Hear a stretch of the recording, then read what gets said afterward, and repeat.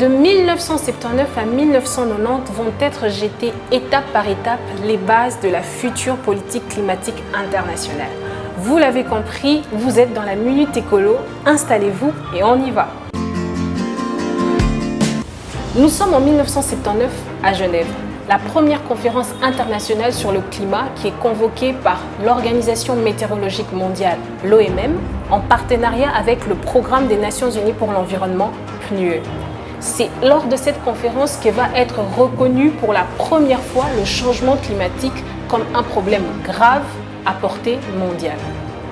La prochaine étape se déroule en 1988 avec la création du groupe d'experts intergouvernemental sur l'évolution du climat, qui est un organisme intergouvernemental justement chargé de l'évaluation de la réalité des causes et des conséquences du changement climatique en cours. Arrivée en 1990, à Genève encore une fois, la deuxième conférence internationale sur le climat qui va connaître cette fois-ci la participation des représentants de 137 pays et de l'Union européenne.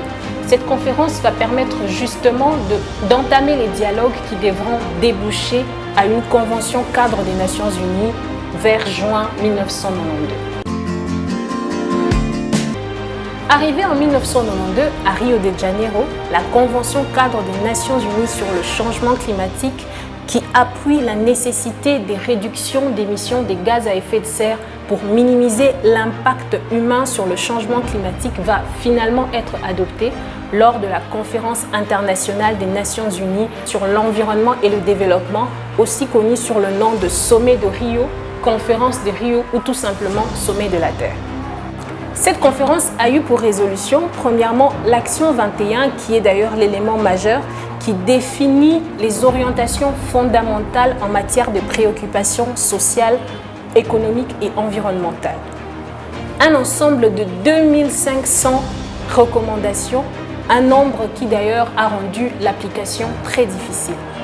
Il y a aussi la Déclaration de Rio et ses 27 principes universels, la Convention sur la biodiversité et enfin la Déclaration sur les principes de gestion de forêt.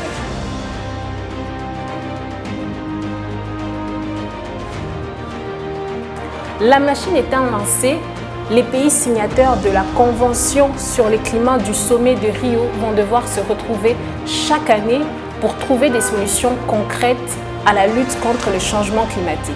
C'est la conférence des parties, la COP telle qu'on la connaît, qui va devoir se passer chaque année dans une ville différente.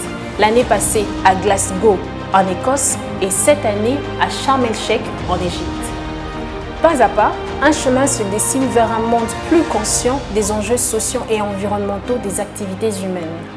Ça sera tout pour cette fois. Je vous retrouve très prochainement pour une nouvelle page de l'histoire de la diplomatie environnementale mondiale. À bientôt!